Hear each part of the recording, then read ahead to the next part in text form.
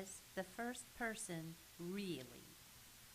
This may surprise you, but there never was a first person because every person had to have parents, and those parents had to be people too. Same with rabbits. There never was a first rabbit, never was a first crocodile, never a first dragonfly. Every creature ever born belonged to the same species as its parents, with perhaps a very small number of exceptions, which I shall ignore here.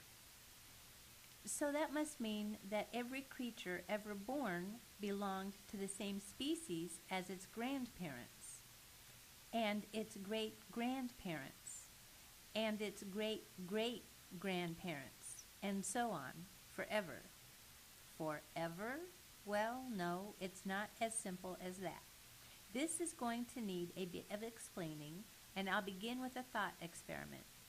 A thought experiment is an experiment in your imagination. What we are going to imagine is not literally possible because it takes us way, way back in time, long before we were born. But imagining it teaches us something important. So, here is our thought experiment. All you have to do is imagine yourself following these instructions. Find a picture of yourself. Now take a picture of your father and place it on top. Then find a picture of his father, your grandfather. Then place on top of that a picture of your grandfather's father, your great-grandfather. You may not have ever met any of your great-grandfathers.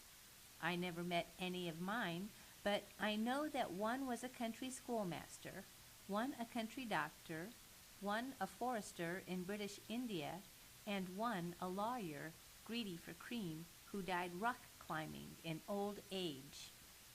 Still, even if you don't know what your father's father's father looked like, you can imagine him as a sort of shadowy figure, perhaps a fading brown photograph in a leather frame. Now do the same thing with his father, your great-great-grandfather, and just carry on piling the pictures on top of each other, going back through more and more and more great-great-greats. You can go on doing this even before photography was invented. This is a thought experiment after all. How many greats do we need for our thought experiment? Oh, a mere 185 million or so will do nicely. Mere. It isn't easy to imagine a pile of 185 million pictures. How high would it be? Well, if each picture was printed as a normal picture postcard, 185 million pictures would form a tower about 16,000 feet high. That's more than 40 New York skyscrapers standing on top of each other. Too tall to climb, even if it didn't fall over, which it would. So let's tip it safely on its side and pack the pictures along the length of a single bookshelf. How long is the bookshelf? About 3 miles. The near end of the bookshelf has the picture of you. The far end has a picture of your 185 million great-grandfather. What did he look like? An old man with wispy hair and white side whiskers? A caveman in a leopard skin? Forget any such thought. We don't know exactly what he looked like, but fossils give us a pretty good idea.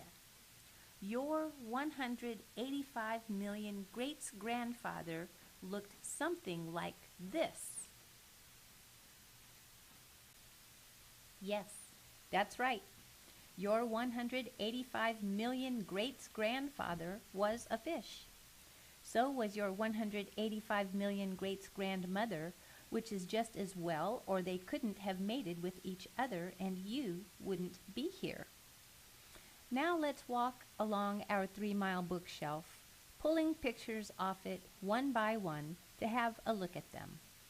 Every picture shows a creature belonging to the same species as the picture on either side of it. Every one looks just like its neighbors in the line, or at least as much alike as any man looks like his father and his son. Yet if you walk steadily from one end of the bookshelf to the other, you'll see a human at one end and a fish at the other, and lots of other interesting great-great-grandparents in between, which, as we shall soon see, include some animals that look like apes, others that look like monkeys, others that look like shrews, and so on. Each one is like its neighbors in the line, yet if you pick any two pictures far apart in the line, they are very different.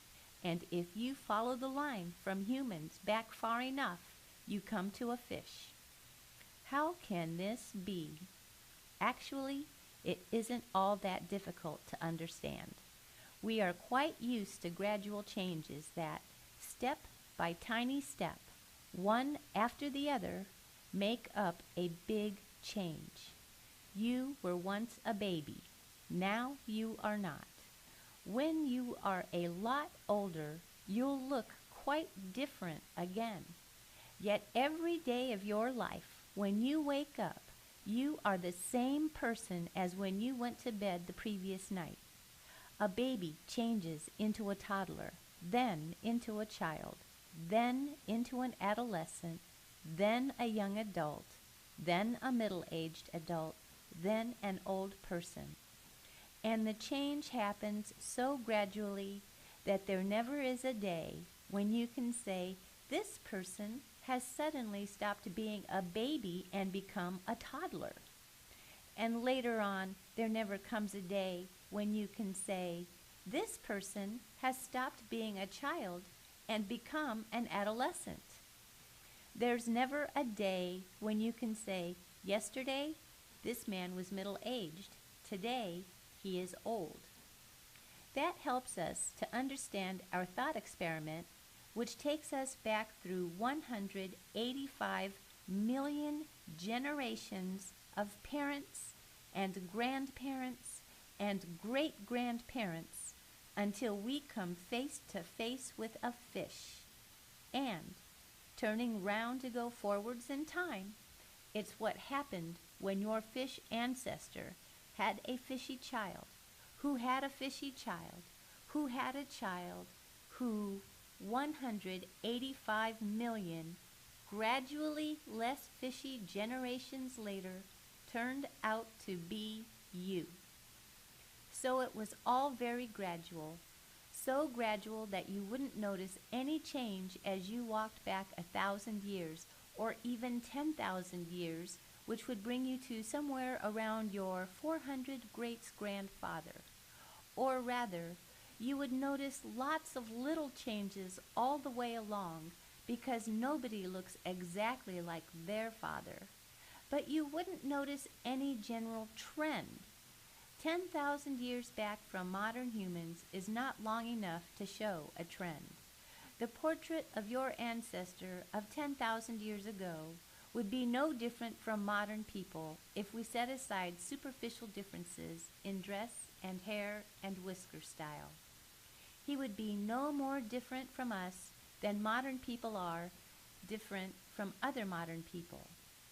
How about 100,000 years, where we might find your 4,000 greats-grandfather? Well now, maybe there would be a just noticeable change. Perhaps a slight thickening of the skull, especially under the eyebrows. But it would still only be slight. Now let's push a bit further back in time. If you walked the first million years along the shelf, the picture of your 50,000 greats-grandfather would be different enough to count as a different species, the one we call Homo erectus. We today, as you know, are Homo sapiens.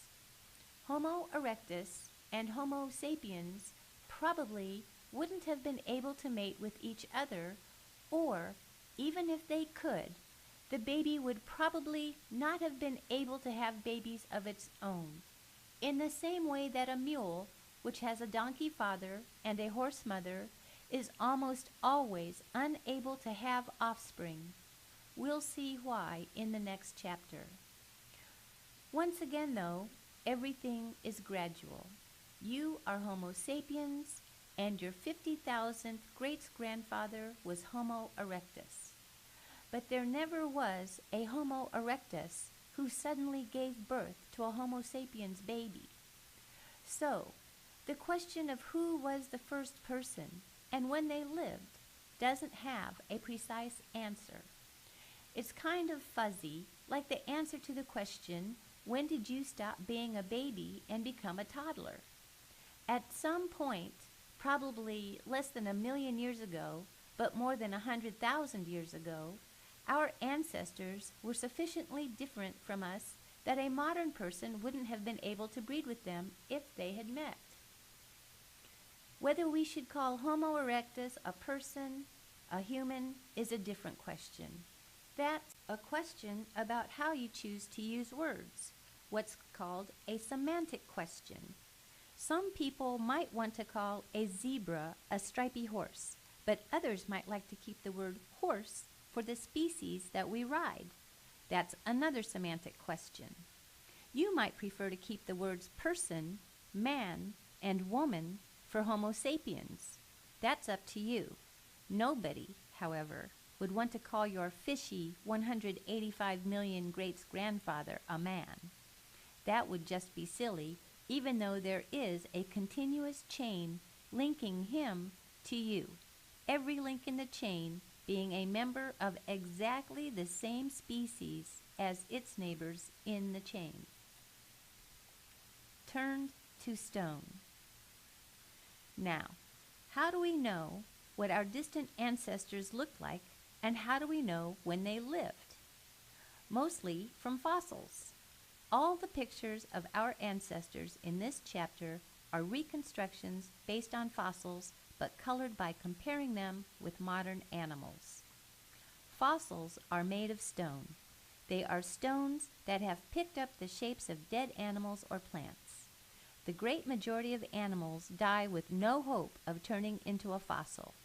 The trick, if you want to be a fossil, is to get yourself buried in the right kind of mud or silt, the kind that might eventually harden to form sedimentary rock. What does that mean? Rocks are of three kinds: igneous, sedimentary, and metamorphic. I shall ignore metamorphic rocks as they were originally one of the other two kinds, igneous or sedimentary, and have been changed by pressure and or heat. Igneous rocks, from the Latin for fire, ignis, were once molten, like the hot lava that comes out of erupting volcanoes now, and solidified into hard rock when they cooled. Hard rocks of any kind get worn down, eroded by wind or water to make smaller rocks, pebbles, sand, and dust. Sand or dust gets suspended in water and can then settle in layers of sediment or mud at the bottom of a sea, lake, or river. Over a very long time, sediments can harden to make layers or strata of sedimentary rock. Although all strata start off flat and horizontal, they have often got tilted, upended, or warped by the time we see them millions of years later. For how this happens, see Chapter 10 on earthquakes. Now, suppose a dead animal happens to get washed into the mud, in an estuary perhaps. If the mud later hardens to become sedimentary rock, the animal's body may rot away, leaving in the hardening rock a hollow imprint of its form, which we eventually find. That is one kind of fossil, a kind of negative picture of the animal. Or the hollow imprint may act as a mold into which new sediments fall, later hardening to form a positive replica of the outside of the animal's body. That's a second kind of fossil. And there's a third kind of fossil in which the atoms and molecules of the animal's body are, one by one, replaced by atoms and molecules of minerals from the water, which later crystallized to form rock. This is the best kind of fossil because, with luck, tiny details of the animal's insides are permanently reproduced right through the middle of the fossil. Fossils can even be dated. We can tell how old they are mostly by measuring radioactive isotopes in the rocks. We'll learn what isotopes are and atoms in Chapter 4. Briefly, a radioactive isotope is a kind of atom which decays into a different kind of atom. For example, one called uranium-238 turns into one called lead-206. Because we know how long this takes to happen, we can think of the isotope as a radioactive clock. Radioactive clocks are rather like the water clocks and candle clocks that people used in the days before pendulum clocks were invented. A tank of water with a hole in the bottom will drain at a measurable rate. If the tank was filled at dawn, you can tell how much of the day has passed by measuring the present level of water. Same with a candle clock. The candle burns at a fixed rate, so you can tell how long it has been burning by measuring how much candle is left. In the case of a uranium-238 clock, we know that it takes 4.5 billion years for half the uranium-238 to decay to lead-206. This is called the half-life of uranium-238. So, by measuring how much lead-206 there is in a rock, compared with the amount of uranium-238, you can calculate how long it is since there was no lead-206 and only uranium-238. How long, in other words, since the clock was zeroed. And when is the clock zeroed? Well, it only happens with igneous rocks, whose clocks are all zeroed at the moment when the molten rock hardens to become solid. It doesn't work with sedimentary rock, which has no such zero moment. And this is a pity because fossils are found only in sedimentary rocks. So we have to find igneous rocks close by sedimentary layers and use them as our clocks. For example, if a fossil is in a sediment with 120 million year old igneous rock above it and 130 million year old igneous rock below it, you know the fossil dates from somewhere between 120 million and 130 million years ago. That's how all the dates I mentioned in this chapter are arrived. They are all approximate dates, not to be taken as too precise. Uranium-238 is not the only radioactive isotope we can use as a clock. There are plenty of others with a wonderfully wide spread of half-lives. For example, carbon-14 has a half-life of only 5,730 years, which makes it useful for archaeologists looking at human history. It is a beautiful fact that many of the different radioactive clocks have overlapping timescales, so we can use them to check up on each other. And they always agree. The carbon-14 clock works in a different way from the others. It doesn't involve igneous rocks, but uses the remains of living bodies themselves, for example, old wood. It is one of the fastest of our radioactive clocks, but 5,730 years is still much longer than a human lifetime. So you might ask how we know it is the half-life of carbon-14, let alone how we know that 4.5 billion years is the half-life of uranium-238. The answer is easy. We don't have to wait for half of the atoms to decay. We can measure the rate of decay of only a tiny fraction of the atoms and work out the half-life, quarter life, hundredth life, etc. from that. A ride back in time. Let's do another thought experiment. Take a few companions and get in a time machine.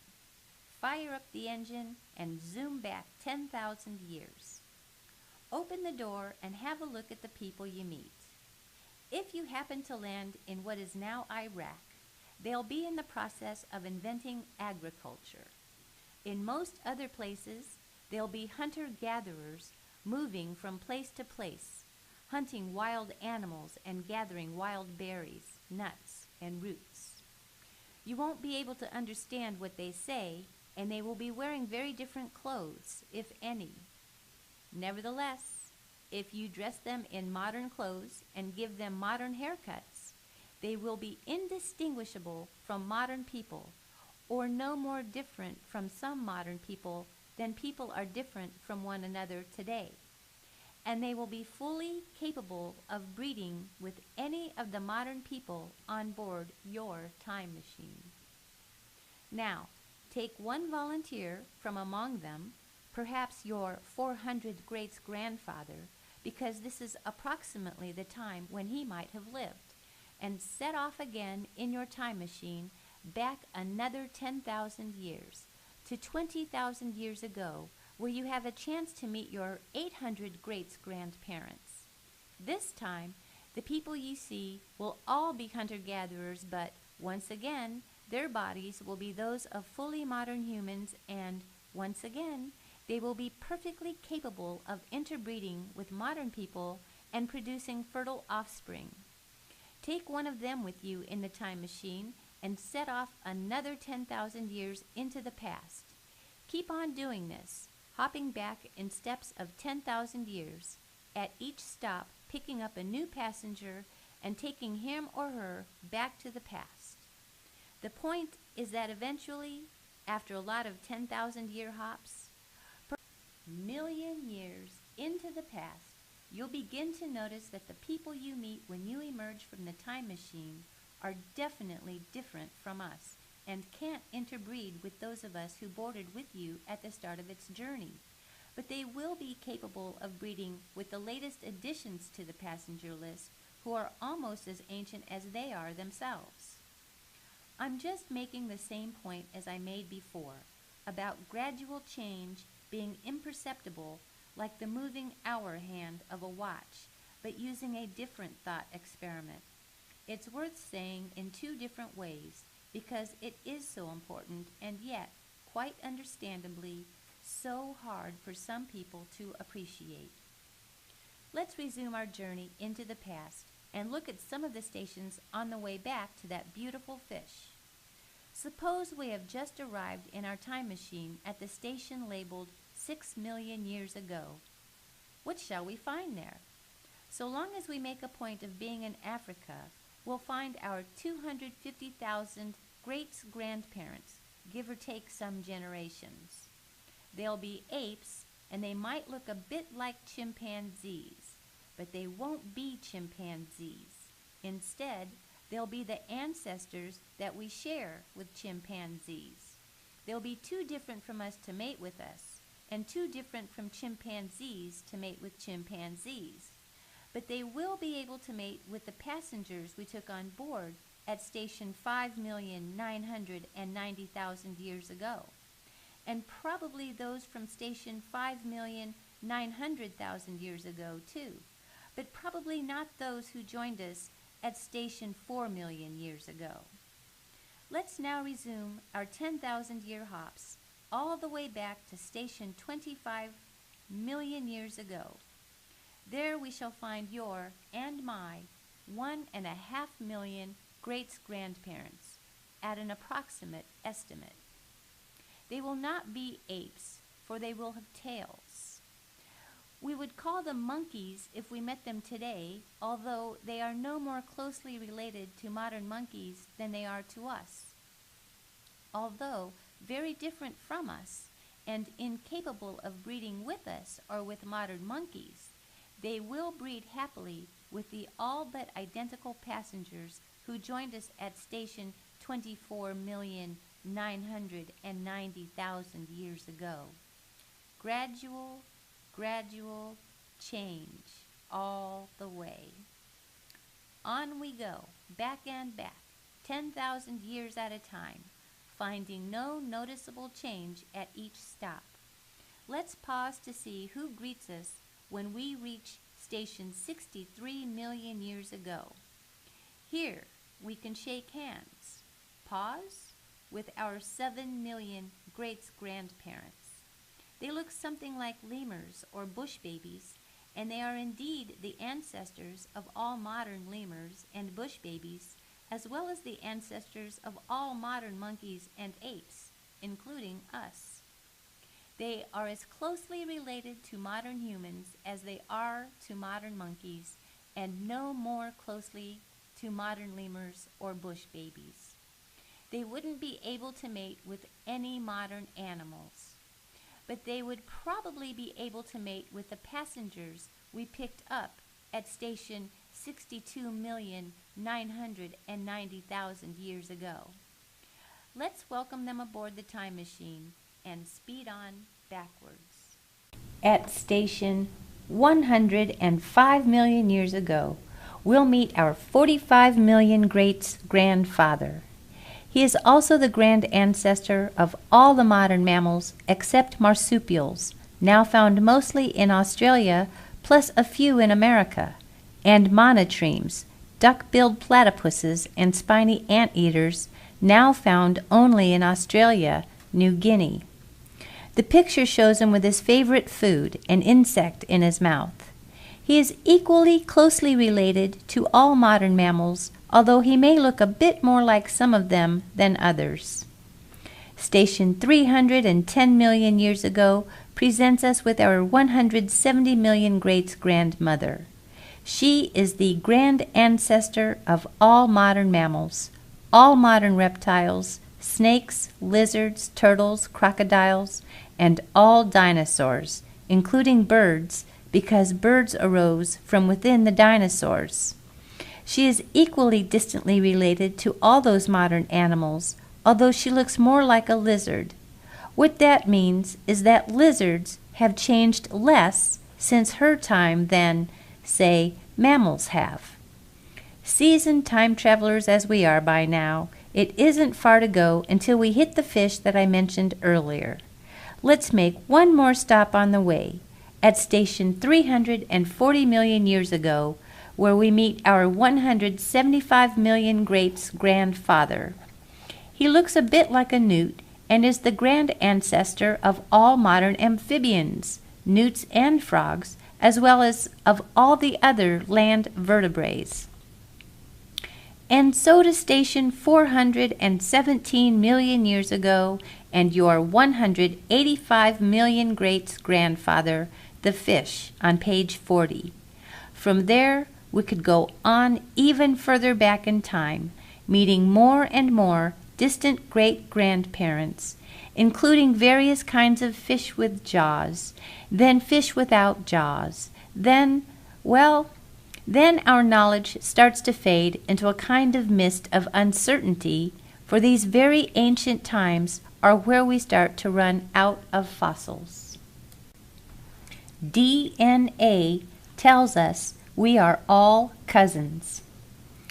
Although we may lack the fossils to tell us exactly what our very ancient ancestors looked like, we are in no doubt at all that all living creatures are our cousins and cousins of each other. And we also know which modern animals are close cousins of each other, like humans and chimpanzees, or rats and mice, and which are distant cousins of each other, like humans and cuckoos, or mice and alligators. How do we know? By systematically comparing them. Nowadays, the most powerful evidence comes from comparing their DNA. DNA is the genetic information that all living creatures carry in each of their cells. The DNA is spelled out along massively coiled tapes of data called chromosomes. These chromosomes really are very like the kind of data tapes you'd feed into an old-fashioned computer, because the information they carry is digital and is strung along them in order. They consist of long strings of code letters which you can count, Each letter is either there or it isn't. There are no half measures. That's what makes it digital and why I say DNA is spelled out. All genes in every animal, plant, and bacterium that has ever been looked at are coded messages for how to build the creature, written in a standard alphabet. The alphabet has only 4 letters to choose from, as opposed to the 26 letters of the English alphabet, which we write as A, T, C, and G. The same genes occur in many different creatures, with a few revealing differences. For example, there's a gene called FOXP2, which is shared by all mammals and lots more creatures besides. The gene is a string of more than 2,000 letters. At the bottom of this page is a short stretch of 80 letters from somewhere in the middle of FOXP2, the stretch from letter number 831 to letter number 910. The upper row is from a human, the middle row from a chimpanzee, and the bottom row from a mouse. The numbers at the bottom of the bottom 2 rows show how many letters in the whole gene are different from those in the whole human FOXP2 gene. You can tell that FOXP2 is the same gene in all mammals because the great majority of the code letters are the same, and that is true of the whole length of the gene, not just this stretch of 80 letters. Not quite all the chimpanzee letters are the same as ours, and somewhat fewer of the mouse ones are. The differences are highlighted in red. Of the total of 2,076 letters in FOXP2, the chimpanzee has 9 letters different from ours, while the mouse has 139 letters different. And that pattern holds for other genes too. That explains why chimpanzees are very like us, while mice are less so. Chimpanzees are our close cousins. Mice are our more distant cousins. Distant cousins means that the most recent ancestor we share with them lived a long time ago. Monkeys are closer to us than mice, but further from us than chimpanzees. Baboons and rhesus macaws are both monkeys, close cousins of each other, and with almost identical FOXP2 genes. They are exactly as distant from chimps as they are from us, and the number of DNA letters in FOXP2 that separate baboons from chimps is almost exactly the same, 24, as the number of letters that separate baboons from us, 23. It all fits. And, just to finish off this little thought, frogs are much more distant cousins of all mammals. All mammals have approximately the same number of letter differences from a frog for the simple reason that they are all exactly equally close cousins. All mammals share a more recent ancestor with each other, about 180 million years ago, than they do with the frog, about 340 million years ago. But of course, not all humans are the same as all other humans, and not all baboons are the same as all other baboons, and not all mice are the same as all other mice. We could compare your genes with mine, letter by letter, and the result? We'd turn out to have even more letters in common than either of us does with a chimpanzee. But we'd still find some letters that are different. Not many, and there's no particular reason to single out the FOXP2 gene. But if you counted up the number of letters all humans share in all our genes, it would be more than any of us shares with a chimpanzee. And you share more letters with your cousin than you share with me. And you share even more letters with your mother and your father, and, if you have one, with your sister or brother. In fact, you can work out how closely related any two people are to each other by counting the number of DNA letters they share. It's an interesting count to make, and it is something we are probably going to hear more about in the future. For example, the police will be able to track somebody down if they have the DNA fingerprint of his brother. Some genes are recognizably the same, with minor differences in all mammals. Counting the number of letter differences in such genes is useful for working out how closely related different mammal species are. Other genes are useful for working out more distant relationships, for example, between vertebrates and worms. Other genes again are useful for working out relationships within a species, say, for working out how closely related you are to me. In case you're interested, if you happen to come from England, our most recent shared ancestor probably lived only a few centuries back. If you happen to be a native Tasmanian or a Native American, we'd have to go back some tens of thousands of years to find a shared ancestor. If you happen to be a Kung San of the Kalahari Desert, we might have to go back even further. What is a fact beyond all doubt is that we share an ancestor with every other species of animal and plant on the planet. We know this because some genes are recognizably the same genes in all living creatures, including animals, plants, and bacteria. And, above all, the genetic code itself, the dictionary by which all genes are translated, is the same across all living creatures that have ever been looked at. We are all cousins. Your family tree includes not just obvious cousins, like chimpanzees and monkeys, but also mice, buffaloes, iguanas, wallabies, snails, dandelions, golden eagles, mushrooms, whales, wombats, and bacteria. All are our cousins. Every last one of them. Isn't that a far more wonderful thought than any myth? And the most wonderful thing of all is that we know for certain it is literally true. Your great-grandfather. You may not have ever met any of your great-grandfathers.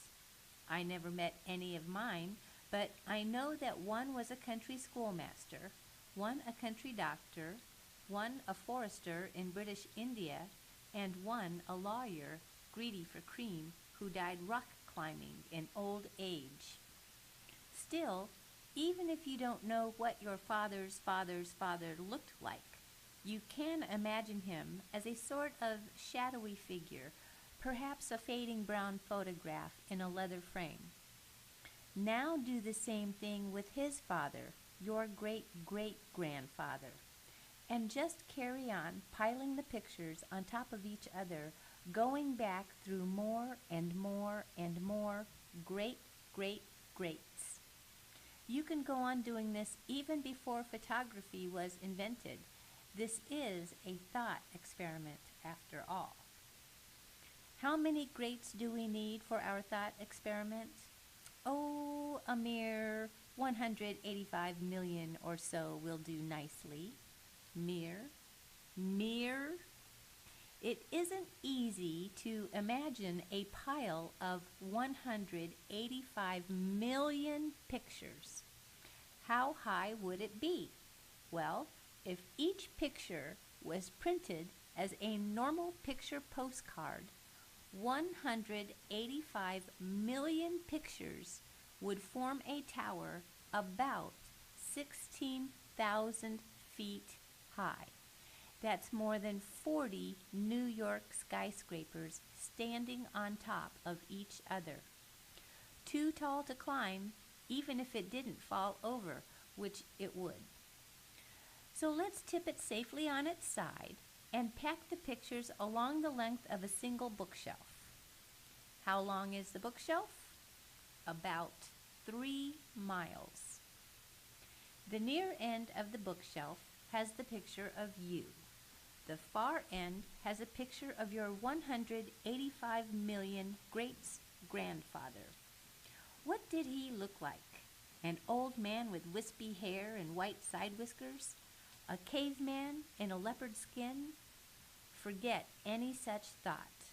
We don't know exactly what he looked like, but fossils give us a pretty good idea. Your 100. Who was the first person really?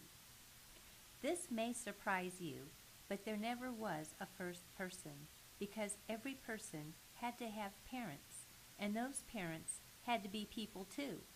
Same with rabbits. There never was a first rabbit, never was a first crocodile, never a first dragonfly. Every creature ever born belonged to the same species as its parents, with perhaps a very small number of exceptions, which I shall ignore here.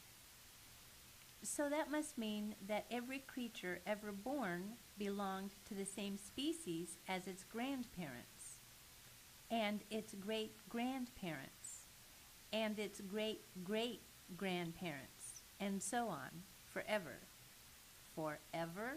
Well, no, it's not as simple as that.